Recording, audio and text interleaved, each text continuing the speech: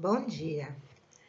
Hoje eu estou pegando o Evangelho aqui para fazer o capítulo 16, que é Não se pode servir a Deus e a Mamon, no item 13, que fala sobre o emprego da riqueza.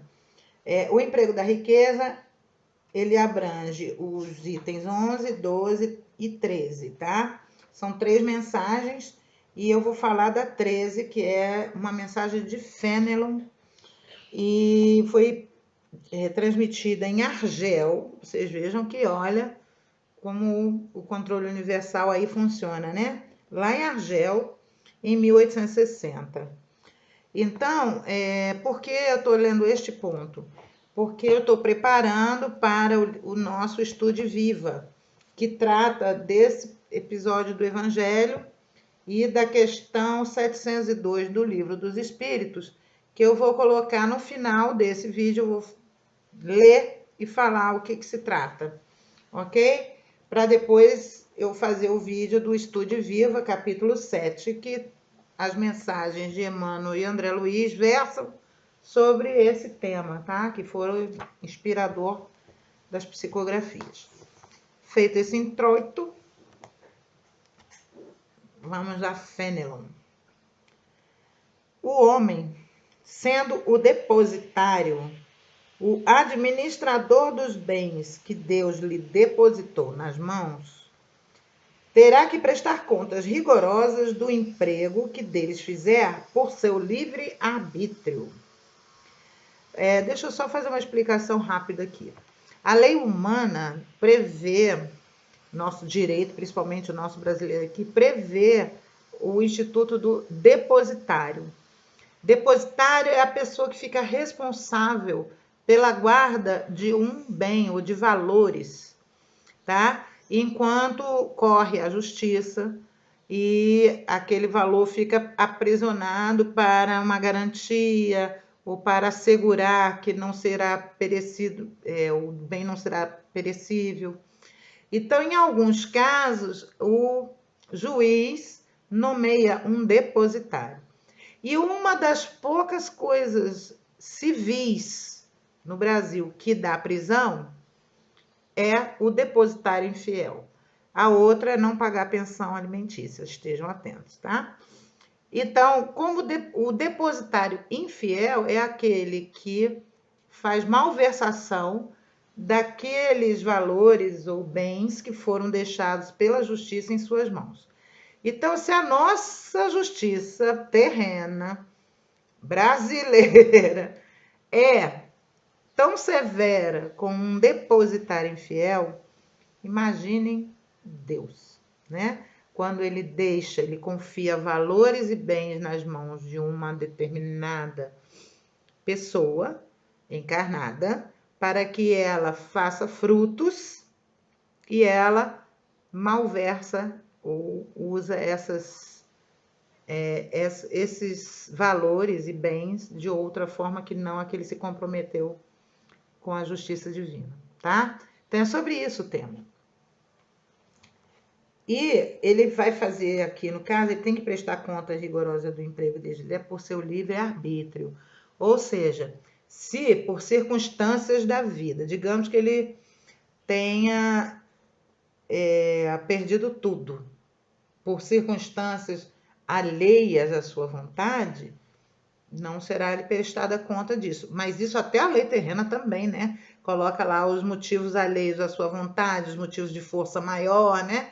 Desastres naturais, né? Até a lei terrena também vê essas exceções.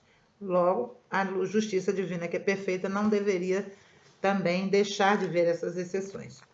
Logo, o homem, sendo o depositário, administrador dos bens que Deus lhe depositou nas mãos, terá que prestar contas rigorosas do emprego que deles fizer por seu livre-arbítrio. O mau uso consiste em fazê-los servir apenas à satisfação pessoal. Ao contrário, o uso é bom todas as vezes que resultar num benefício para o próximo. E o mérito será proporcional ao sacrifício que para isso se impôs. A beneficência é apenas um dos modos de empregar a riqueza. Ou seja, o que ele está dizendo aqui, você não precisa ser distribuidor de dinheiro. O dar o dinheiro, fazer a caridade através da esmola, é apenas uma das possibilidades do uso da riqueza em prol da humanidade, ok? Ela alivia a miséria atual, mata a fome, protege do frio e dá asilo ao abandonado.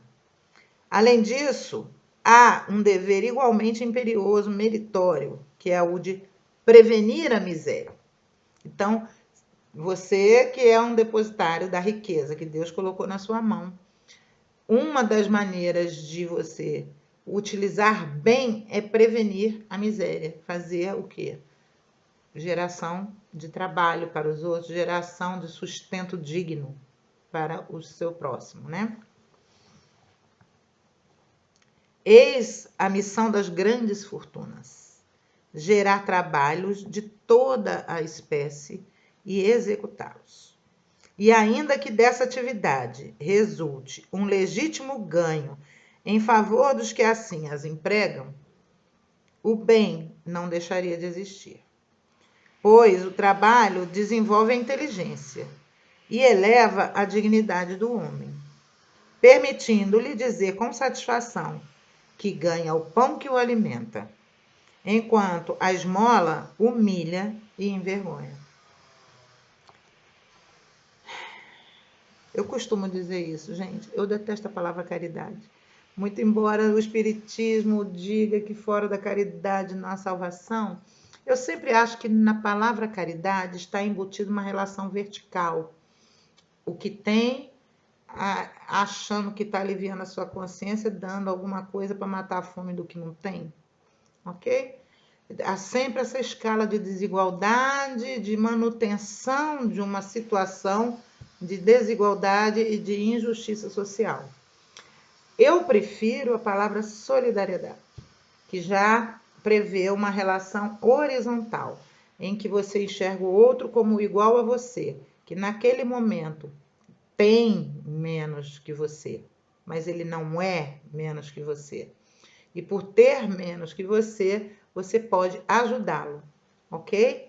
E não porque ele seja, porque a ideia da caridade me dá essa noção de que alguém é maior do que o outro, e quando na verdade os dois são do mesmo tamanho. Então eu prefiro fraternidade, solidariedade, porque dão uma relação vertical, horizontal, uma horizontalidade no ser, muito embora o ter seja diferente, ok? Não, só uma observação aqui, porque eu não gosto de empregar a palavra caridade. E é aqui mais ou menos o que ele diz, né? A esmola, ela humilha. Enquanto você gerar um emprego, você dá dignidade para a pessoa dizer, eu trabalho e ganho o meu próprio pão. Né? Principalmente numa sociedade capitalista, na qual se você não trabalha e não ganha seu próprio pão, é porque tem alguém trabalhando para te sustentar, né? E isso tem um peso muito grande, ideológico, numa sociedade capitalista, que normalmente criminaliza o ócio, ok? Ainda que seja um ócio produtivo, um ócio filosófico, um ócio de invenção, de criação, de arte, mas é criminalizado, não é valorizado. Então vamos lá. A fortuna concentrada em uma só mão deve ser como uma fonte de água viva, que espalha fecundidade e bem-estar ao seu redor. A energia monetária é uma energia para circular. Aquele que retém essa energia consigo, ele responde gravemente por essa retenção. A lei da justiça divina atua com muito rigor sobre quem retém a energia do dinheiro. A riqueza é feita para circular e gerar riqueza para todos, ok? Ricos, vós que empregastes conforme a vontade do vosso Senhor, vosso próprio coração será o primeiro a beneficiar-se dessa fonte generosa.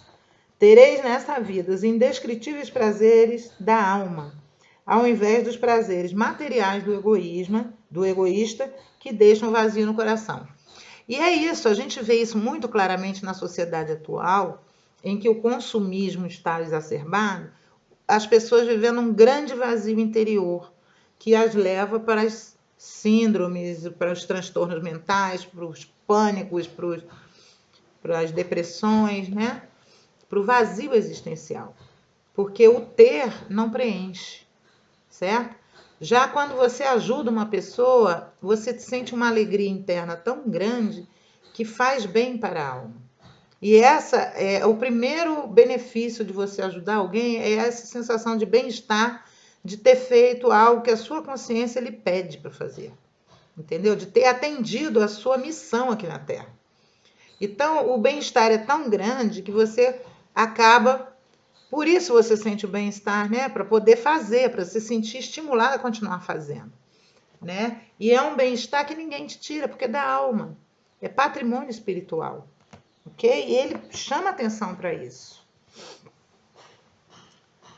Vosso nome será abençoado na terra, e quando a deixardes, o soberano Senhor vos dirigirá a palavra da parábola dos talentos. Bom e fiel servidor, entrai no gozo do vosso Senhor. Né? Foste fiel no pouco, né? Então te darei muito. Nesta parábola, o servidor que enterrou na terra o dinheiro que lhe foi confiado não é a imagem das pessoas avarentas, nas mãos das quais a riqueza é improdutiva?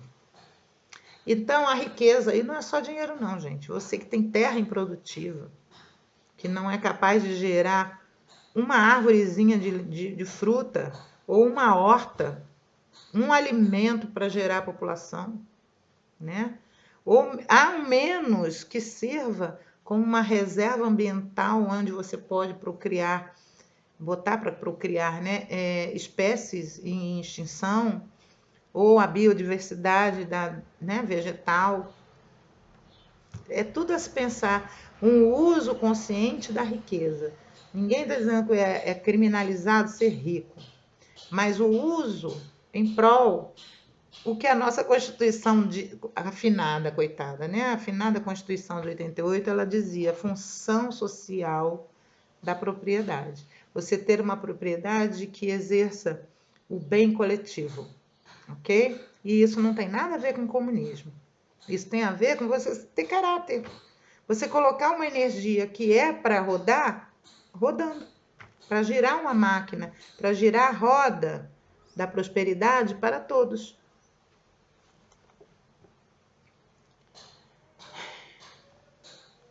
Se, no entanto, Jesus fala principalmente das esmolas, é que no seu tempo e no país onde vivia, ainda não se conheciam os trabalhos que as artes e as indústrias mais tarde criariam, e nos quais a riqueza pôde ser empregue utilmente para o bem geral.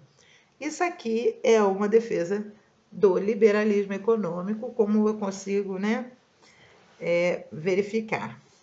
Aí é que a gente vê como Kardec era muito embora essa mensagem tenha sido transmitida, né, por um espírito, ela foi selecionada por Kardec, né? Então a escolha dessa mensagem, ela ilustra o raciocínio de Kardec também, porque ele dizia que um dos critérios era não afrontar a razão.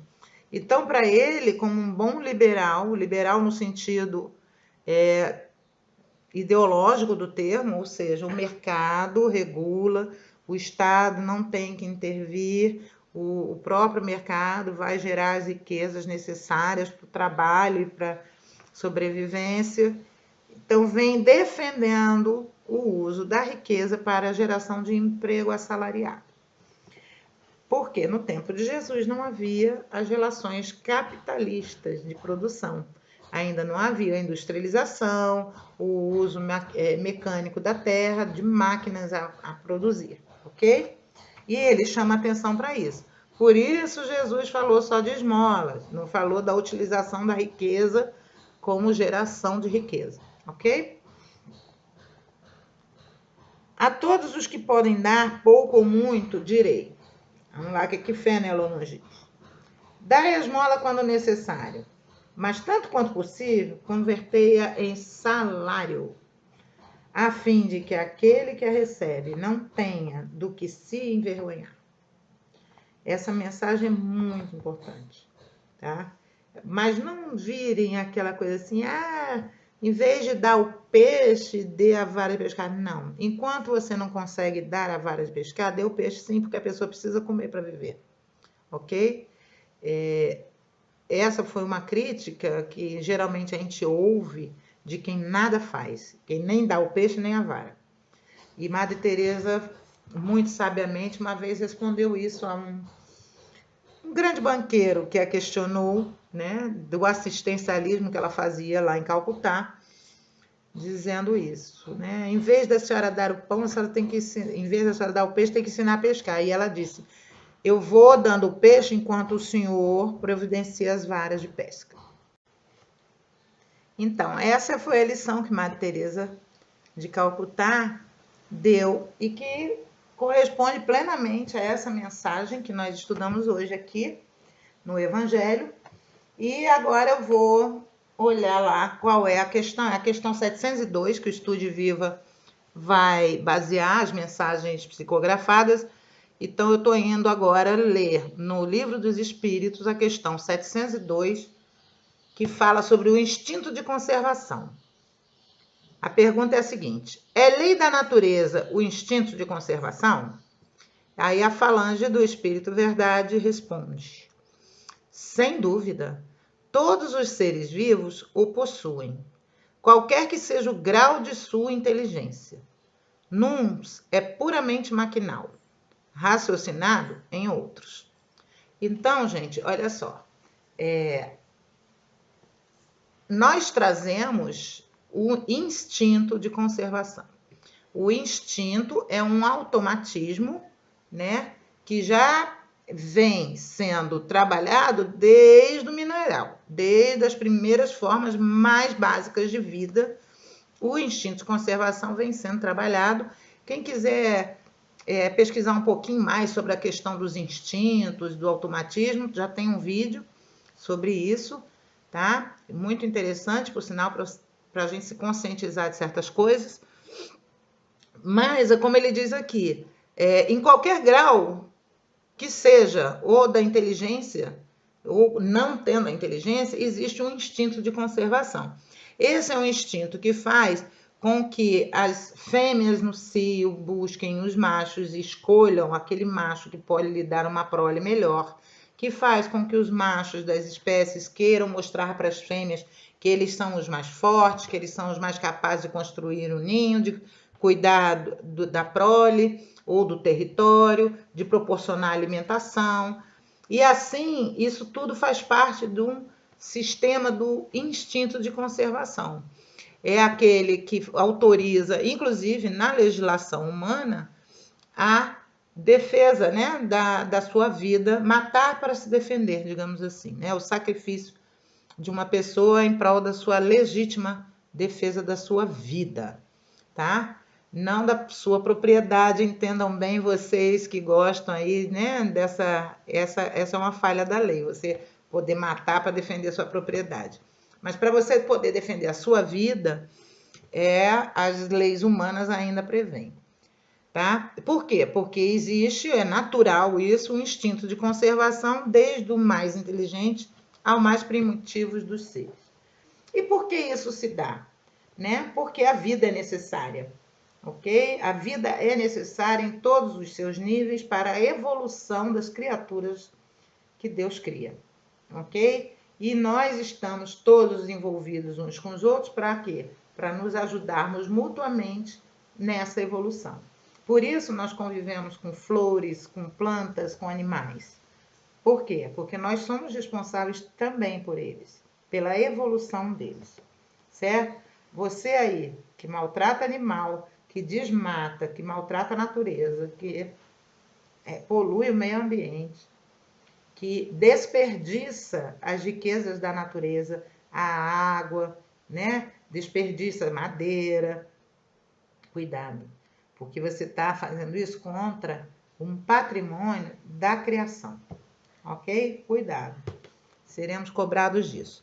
Então, crianças, por hoje é só. Eu vou terminando esse vídeo aqui e vou fazer o do Estude Viva, que vai ser linkado com esse estudo de hoje, tá bom? Uma boa semana para todos.